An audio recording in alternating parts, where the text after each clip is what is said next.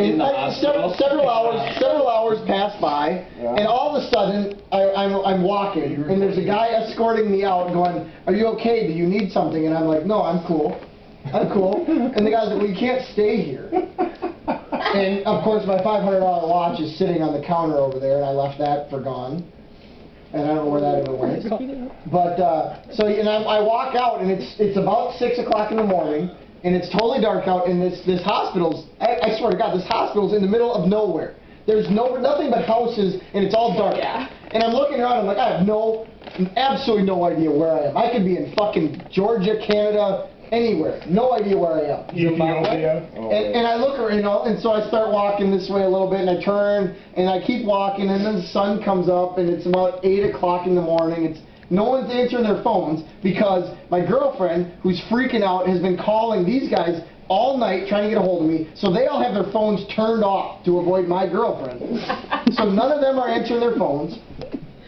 So I finally, after walking for probably almost 2 hours, how far do you think you walk in 2 hours? Didn't you called her and got directions? Yeah, Okay.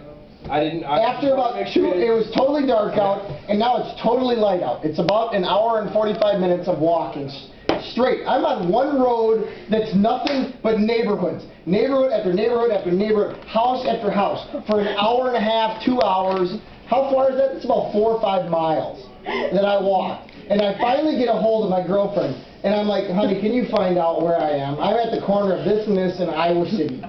And she's like, He's got her a map quest. and she's looking at her lap. This is the middle of homecoming back at Stout, so she's just a fucking pile of shit hung over. And she's like, "You were at this hospital?" And I'm like, "Yeah, and I need to get back to this road. And she's like, "You were about 2 blocks from it when you're at the hospital."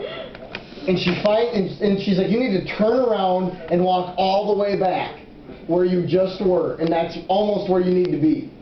So I walked all the way back. It's about another 2 hours. So I mean, I probably walked like 8 or 9 miles. And all of a sudden, I'm in the middle of Iowa campus, so I must have just barely missed where they live again, in the hospital again. I missed it somehow.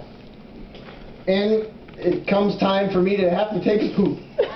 And I look, and there's like this little construction area next to a building, and I go behind the construction area. There's a hill up here, and so I'm totally secluded. And so I crap on this building. It turns out later to be the Iowa Library. Right by the river. Yeah. And I come out, and I see a guy walking his dog down in the road right where I was.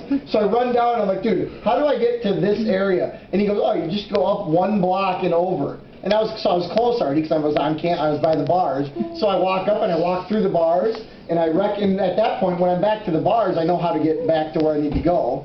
And I walk another 2 blocks to their house, and I come in, and he's laying on an air mattress, and he's like, "Where have you been?" I'm like, "I slept in a hospital." He goes, "How much did that cost?"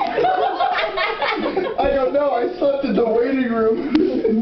How much did I thought he checked in. I thought you checked in. I thought insurance cover that. Yeah.